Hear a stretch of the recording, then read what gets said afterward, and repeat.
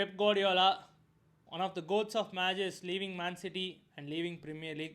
அதுவும் அவர் இந்த வீடியோலாம் போடும்போது கண்டிப்பாக எல்லோரும் எமோஷ்னலாக இருப்போம். அண்ட் முக்கியமாக மேன்செஸ்டர் சிட்டி ஃபேன்ஸ் வந்து ரொம்பவே எமோஷ்னல் ஆகிருப்பாங்க. பிகாஸ் இந்த 10 இயர்ஸில் அவர் பண்ண விஷயம் வந்து சாதாரண விஷயமே கிடையாது.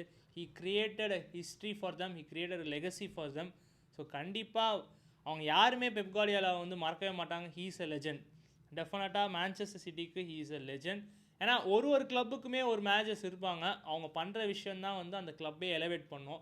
For example sir Alex Ferguson for Manchester United, José Mourinho for Chelsea, ஆர்சன் Wenger for Arsenal.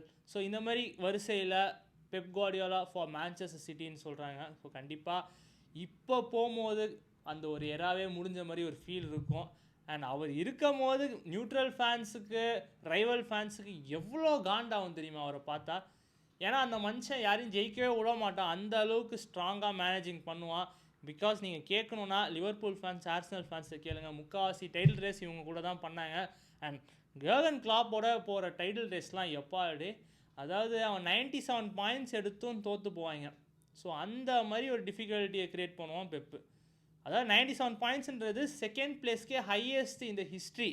அதை எடுத்தே தோக்குறானா அப்போ அந்த லீகோட ஸ்டாண்டர்டை எந்த அளவுக்கு செட் பண்ணுறான்னு நீங்கள் பார்த்துக்கோங்க. அந்த அளவுக்கு டிஃபிகல்ட் ஆக்குறான்.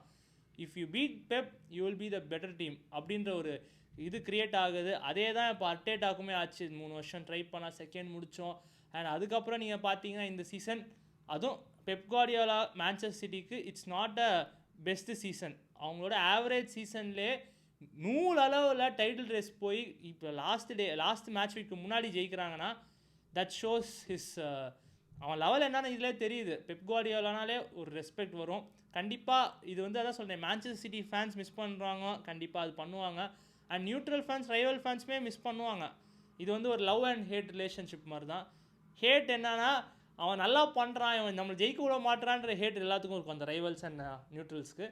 அண்ட் லவ் என்னன்னா டெஃபினட்டாக இந்த மாதிரி ஒரு மேனேஜர் ப்ரீமியர் லீக்கில் இருக்க மாட்டார்ன்ற போது கண்டிப்பாக ஒரு வருத்தமாக இருக்கும். அண்ட் முக்கியமாக அவருக்கு ஒரு ஸ்டாச்சு அண்ட் அவர் பேரில் வந்து ஒரு ஸ்டாண்ட் ரெடி பண்ணுறாங்க. ஸோ அது ஒரு பெரிய ட்ரிபியூட்டாக இருக்கும். அண்ட் அவர் வந்து ஒரு குளோபல் அம்பாசிடராக இப்போ மேன்செஸ்டர் சிட்டி குரூப்ஸுக்கு வந்து ஒரு ரோல் எடுக்கிறாரு. ஸோ அதுவுமே வந்து ஒரு நல்ல விஷயம். ஸோ சிட்டிக்கு இன்னும் கண்டினியூ பண்ணிட்டு தான் இருப்பார் ஏதோ ஒரு ஆஸ்பெக்டில்.